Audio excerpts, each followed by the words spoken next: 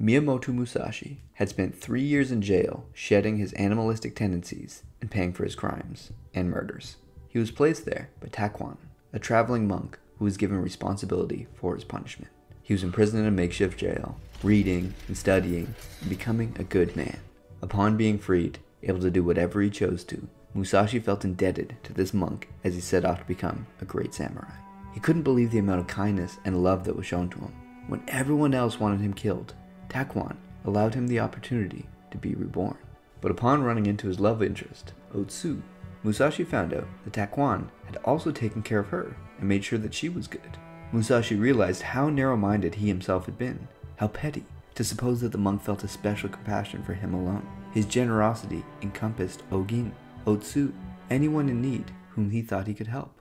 One of the criticisms of Buddhism and Stoicism is that they tell you can't care about your family or worry if they all get taken out. In fact, you're not supposed to care about anything. You're supposed to drown out your feelings. For starters, it's not true, but I believe it's a misconception that has to do with the idea of attachments. Buddha said that the human condition is suffering, that we suffer because of our attachments to our desires and aversions. But if we can let go of our attachments, we won't have any more suffering. That sounds good, no? None of us want to suffer. But then, if we let go of those attachments, won't our life just be a gray blend where everything is the same and nothing really matters? If you love your wife or husband more than a random stranger on the street, is that really so bad?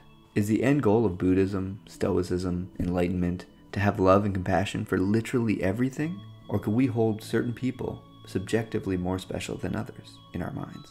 Or would it be better for us if we felt the same amount of joy for our parents, our children, strangers, even people who are doing us harm? I believe the thing about enlightenment is you realize that there is no you. Your ego dissolves progressively, and you recognize the part that you play in this interwoven web of everything that is all one thing. At that point, you realize that everything happening is perfect, and you don't judge anything as good or bad anymore. The side effect of this lack of judgment, however, is a lack of being able to place importance upon some things over others. You'll see both your own child and a rotting banana peel as perfect and necessary and infused with divine energy. They'll be the same thing. You don't prefer one over the other, as both are perfect. Now, does this sound good to you? Personally, I like my attachments. I love my friends, I love my parents, I'm a mama's boy. I love my preferences for certain things. But here's why I believe that this is something still worth pursuing.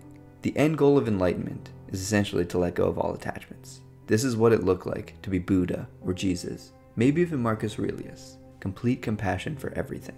It's worth pursuing because most of us won't make it there, and I believe it takes a long time.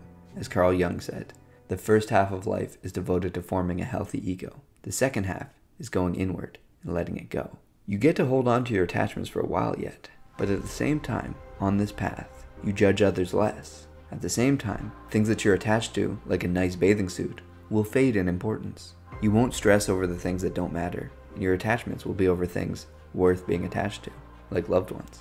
Eventually, you'll reach enlightenment and lose all those attachments. But on the way, the journey itself will make you a calmer, less stressed, more caring, loving, empathetic, kinder individual to everything on this planet.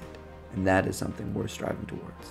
It's kind of like that old saying, aim for the moon, because even if you miss, you'll land among the stars. Aim for enlightenment, because even though it's far away, your journey there will be beautiful and you will bloom into a beautiful individual on your path. And ideally, you'll still be able to tell the difference between your offspring and a rotting banana peel, at least for a time.